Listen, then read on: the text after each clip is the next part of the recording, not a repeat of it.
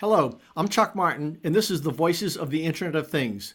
With me today is Rob Strickland, CEO and founder of M37 Ventures. Rob has been Senior Vice President and CIO of both EchoStar Corporation and T-Mobile USA, Chief Technology Officer of Leap Wireless, and is also currently CEO of Atonomi. At M37 Ventures and Atonomi, Rob focuses on working with organizations to deal with the technological challenges of the future, especially those relating to artificial intelligence, machine learning, and especially security. Welcome here, Rob. Thank you. Thank you for having me today.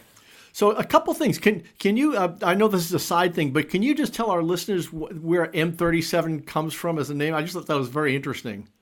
Yeah, sure. Well, it's a little bit of an interesting play. It actually stems from Move 37, and back in 1996, the chess player Kasparov was playing against Deep Blue, and on the 37th move, actually won the game. And so, one of the first times, if you read about Turing and the whole game theory around artificial intelligence, is that he sort of theorized that once a computer could beat a human at chess, that it was a victory for AI and a demonstration of artificial intelligence. So that happened on the 37th move. If you go forward, and now a couple decades later, AlphaGo, the Google machine, was playing the world champion Go master, and Go is just a 2,000-year-old game, very intricate, just infinite number of moves. Coincidentally, on the 37th move, the computer made an abnormal move, and the Go champion got up and walked away from the table, baffled by what move the computer did. So, upon further analysis, the computer actually made a very strategic placement of the piece, taking off some territory, and just bewildered the community by again demonstrating the underpinnings of artificial intelligence. And no coincidence it happened on the 37th move. So M37 really is a hats off to the AI and the machine learning, and the logo for the company is a kind of a little bit of a hats off to the Go board. So back in 1996, we're talking about machine learning and AI, and we're still talking about it today. What's changed? Yeah. Well, I think, probably nothing's changed. The more things change, the more they stay the same, I guess, in my opinion. It's, the machines have gotten faster, and we've actually gotten more access to more data. And so the data sets have gotten more complex. We've actually kind of, Moore's Law has obviously enriched our compute store power. And also our universities have now expanded into much more of a mathematical understanding of, I think, the compute power, compute store, and we're solving bigger problems and more interesting problems. And AI, is just fundamentally, coming forward as a way to think through the problem set. So I don't know that AI never went away. I mean, I studied it in school and in college and did a Lisp stint here and there and wrote a configurator back in the day for Honeywell on Lisp. But we just, we were doing that on DEC 10s, and we were doing it on big machines and trying to front end them to Lisas and Macintoshes and trying to do things that, quite frankly, in today's power, you can do these computations in just machine time rather than human time. So I don't know that it ever went away, but certainly people like Ray Kurzweil that was an early adopter to AI and machine learning to try to solve some of the human linguistic problems. We just are really benefiting, I think, from the fact that more people are surrounding themselves with the technology, and mobile communication, I think, had a lot to do with that. So where does that fit in relation to security? Well, then, the more things that attach to the network, the more problems we have. The bad guys are around every corner. We're starting, with cryptocurrency and other kinds of currencies. We're starting to store those in digital form. And the bad guys have access to now, millions of endpoints. And so those millions of endpoints now need to be secure, and they need to transact with each other. And now it's just an order of magnitude of a problem set, because we have more and more devices connecting to more and more networks. And the promise of the internet of connectivity and connecting people to things and things to things has now come to pass. So AI, machine learning, really the idea of security, is where we are. We need to protect identity. We need to protect our data. We need to protect our homes from invasion. We need to protect our connected cars from being taken over and doing unfavorable things. It's there with all the good that happens in the world around the technology. There's still an awful lot of bad. So how do you do that? Well, we think at Atonomi you do it by coming up with technologies that allow devices to connect, to seamlessly interact, to have an identity that's trusted. So we can whitelist these devices, we can onboard these devices, they can interact with each other in a closed way, if you will, but an accepted, adopted, closed manner that basically provides that onboarding and certification so that they're trusted. And the things that are not trusted could actually go out and acquire the trust. So if you invent something new, some device in your home, there's some way through a software kit or for a chip on board that it can actually authenticate, become accepted. And so when people put things in their house or in their car, they have an idea that the device is connecting to a trusted world that the bad guys can't interrupt or take over. So we think Atonomi is really that technology and that promise, which is one of the reasons why we've had the success we've had just coming into our R&D and getting more and more attachment to some of the larger networks out there that care about these things. In my world, where I come from mostly is the carrier world, the mobile carrier world. So we know that the carriers with 5G especially are rapidly producing networks that are going to just add even billions of devices. So the problem is going to go exponential on us overnight. So technology from a hardware standpoint, like in these podcasts, for example, I used a Yeti microphone, which is like a big TV-looking microphone, and now Sure, I have one at home myself. I like it. Well, now I'm using a Yeti Nano, which is like it's this tiny thing, but it's basically the same as the big thing, and that's happening with all technology.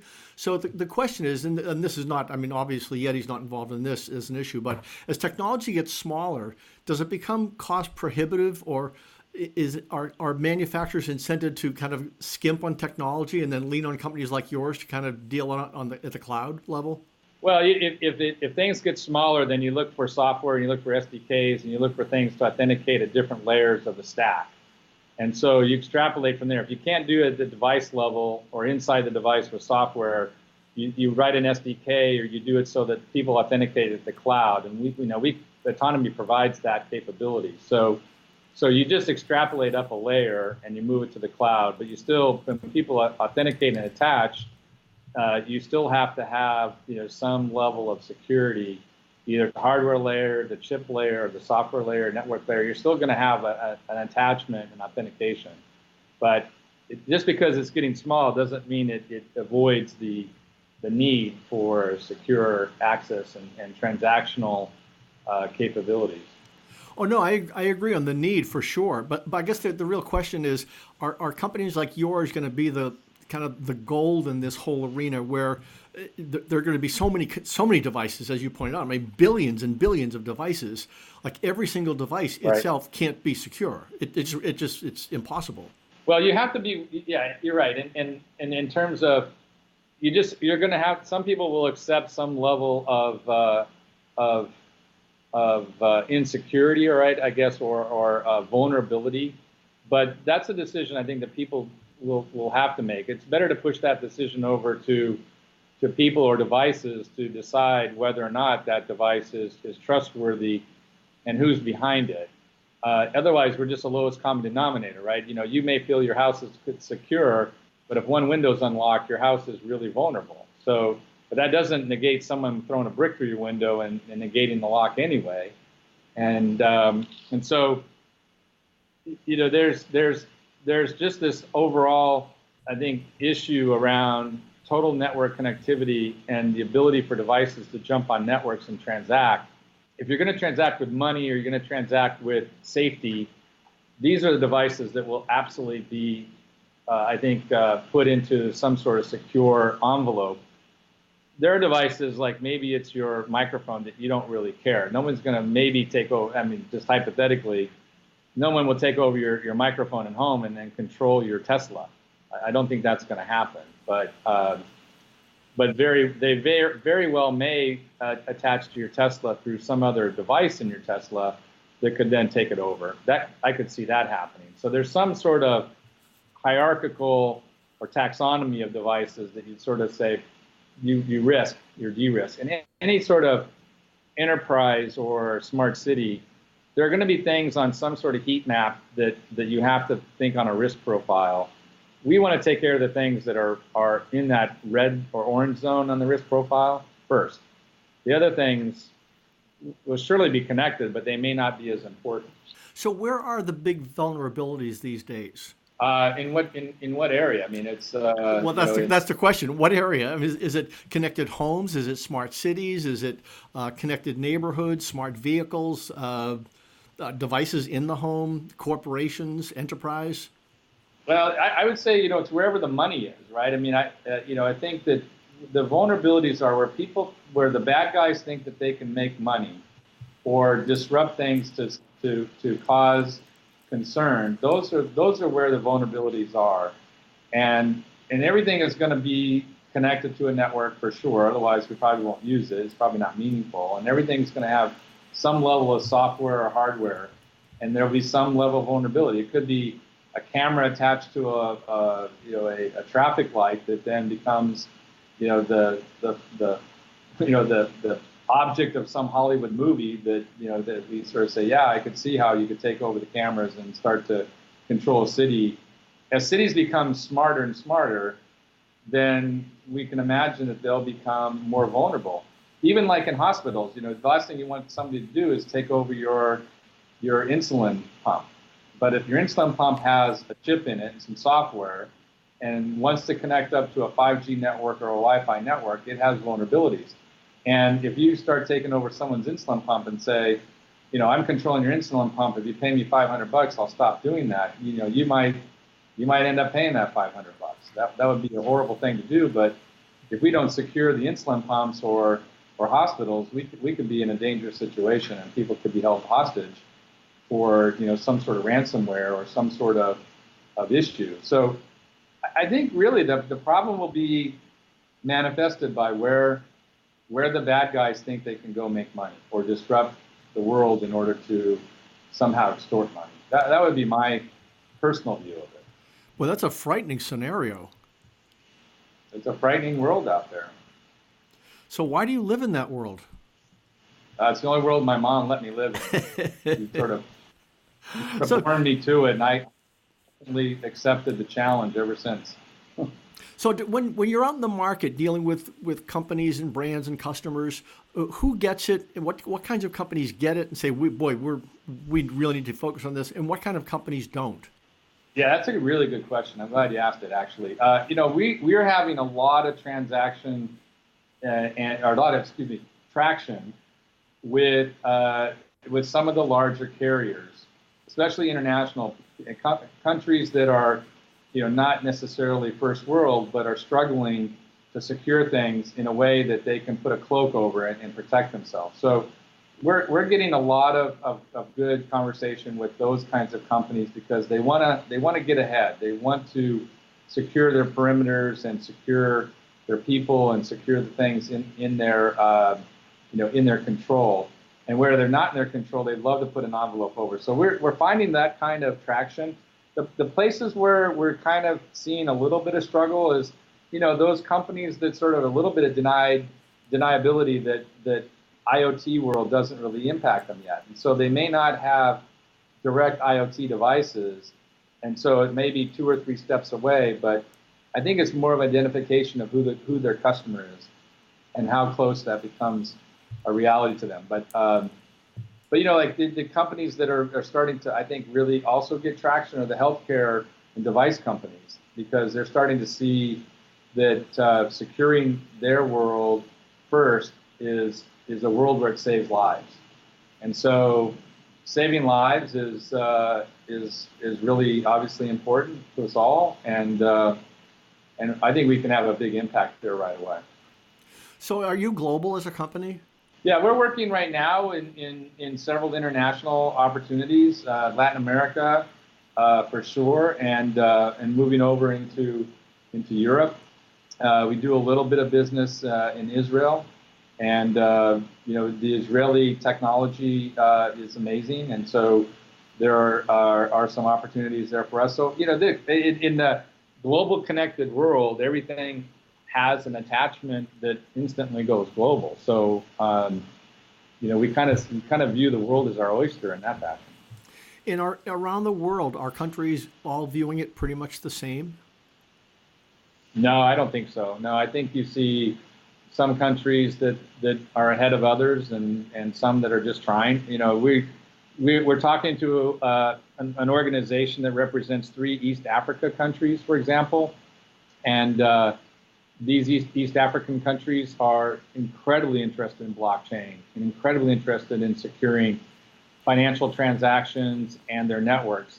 And so these 3 countries and the group that we're working with out of Washington, D.C., they're trying to leapfrog, but those are only 3 countries in Africa, and they want to stand out amongst the others. So not every country is made sort of evenly. And certainly where you have support of governments and the technology companies, you can actually move faster.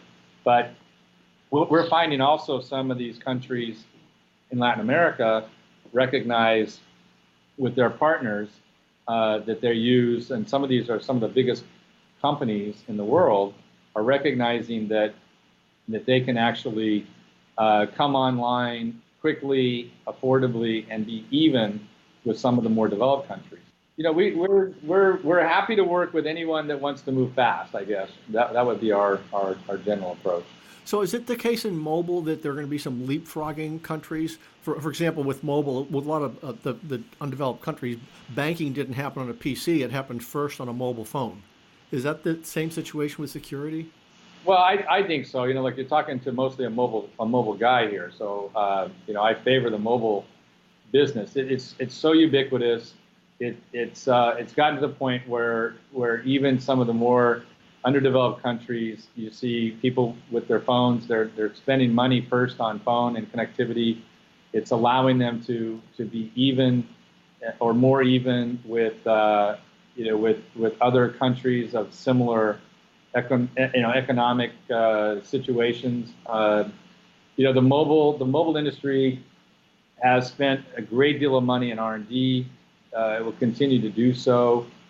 And that R&D is rapidly bringing innovation to the chipsets, innovation to the software stack, the operating systems, the apps on top, the OTT, if you will.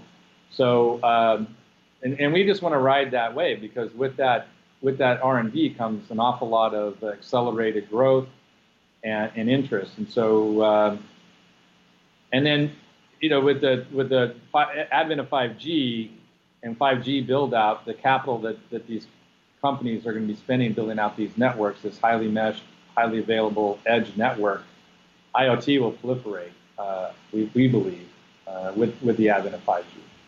So do you actually do work with the carriers, or do they tend to want to do this stuff themselves?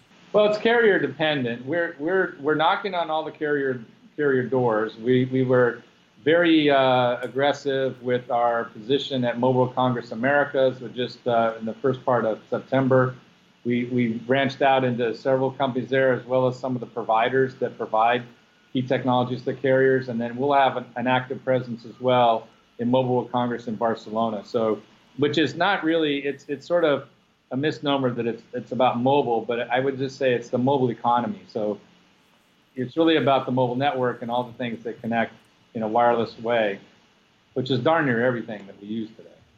And where do you see security and privacy overlapping, if at all? Well, I think they're kind of synonymous, right? I mean, really, privacy is about being secure. Where you don't want to be private and you want to be public, you still want to be public in a highly secure way. But you cannot be private unless you're secure. I mean, that's really, they just come hand in hand.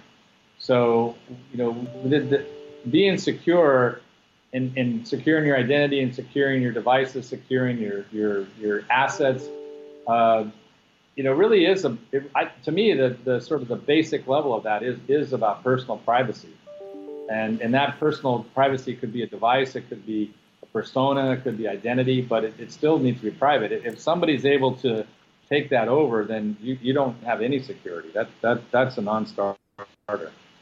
So you've been doing security for quite a number of years. Over time, has it gotten more complex, or has it just gotten basically scaled like the whole market is scaled? I guess it would depend on who you talk to.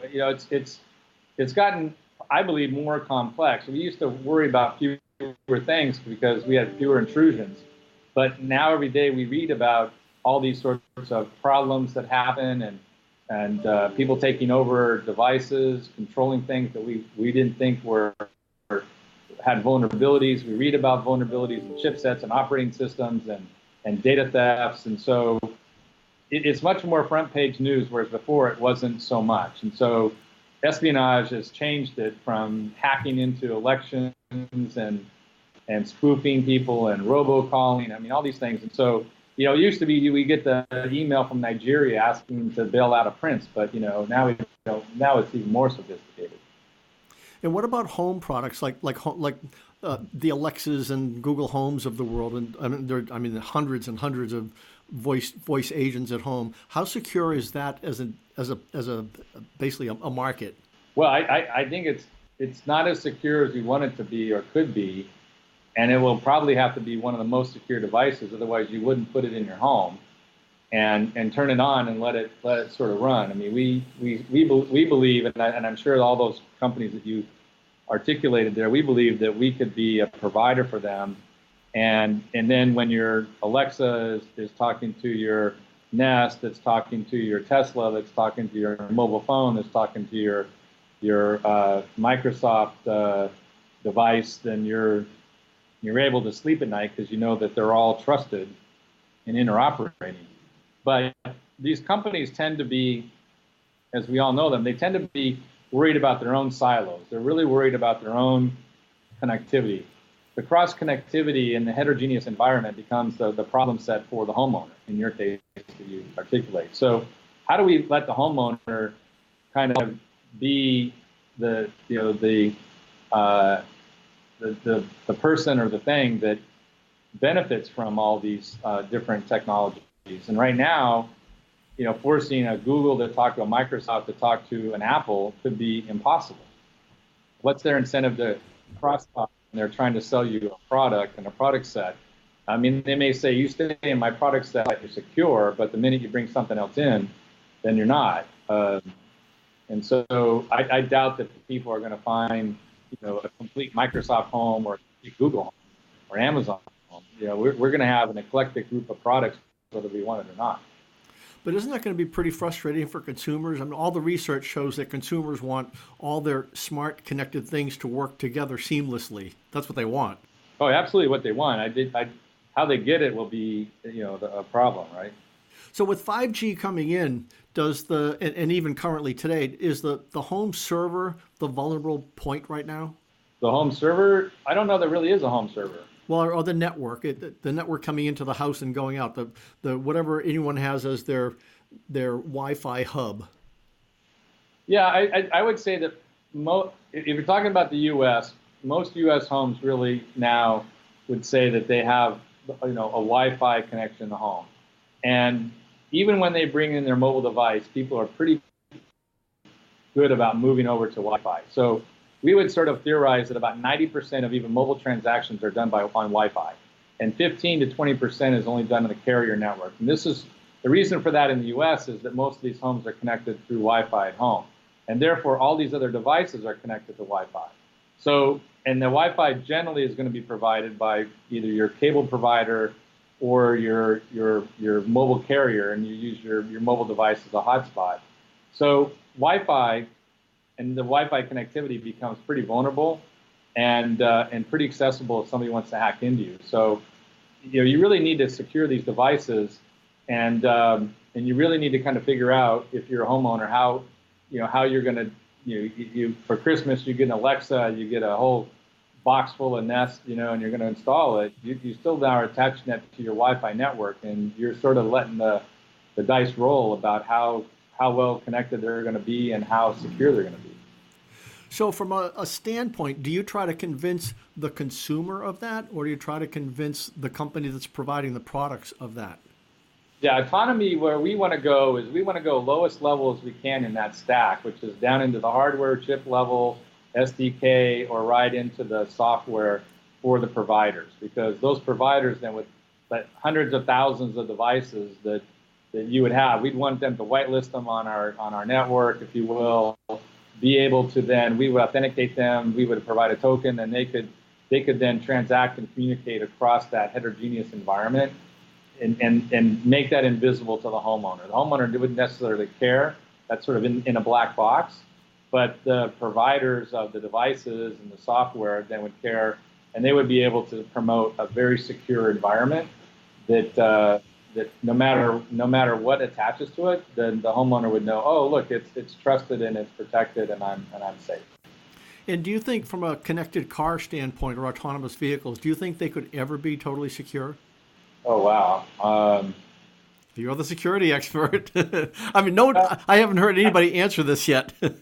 I don't think anything can be totally secure.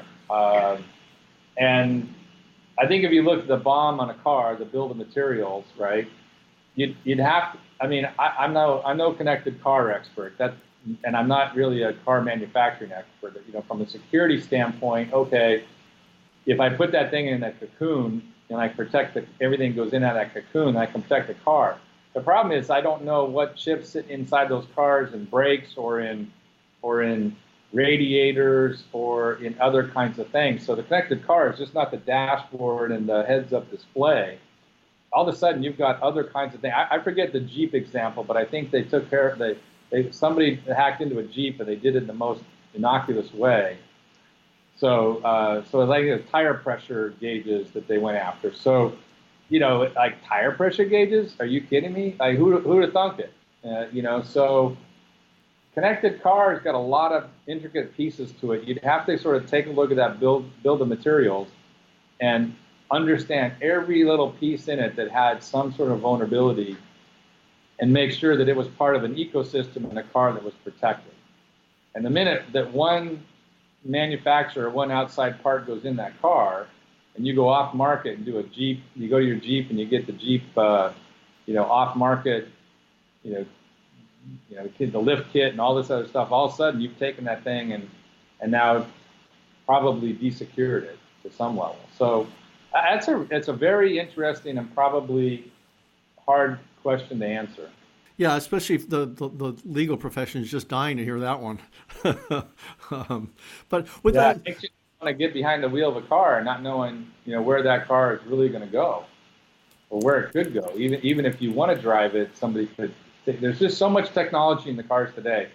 It's baffling. And I'm proud to say I still drive a 1974 VW Bug convertible that doesn't have a whole lot of technology in it. You're right about that. So where does education for the consumer come for this, or education for businesses? Is it just going to happen over time that people start to figure out that, I need to make sure this stuff is secure?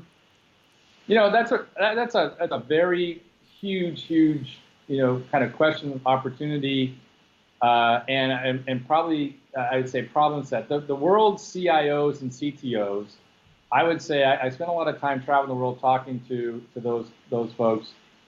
It's top of mind, and they are sitting around the board tables and the executive teams, bringing it really up to the forefront of their management teams. I just this morning had breakfast with the CTO of Nordstrom, and here's Nordstrom, actually thinking about IoT and security and how that really works. And I can guarantee you that was a conversation that was new to Nordstrom. They didn't really think of it the way that a new age CIO, CTO is going to think about it. So that education now is starting to become a normal conversation.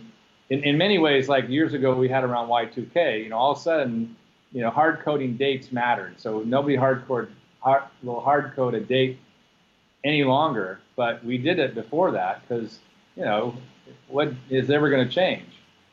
But unfortunately, it takes a Y2K sometimes to wake people up, and that becomes part of the nomenclature.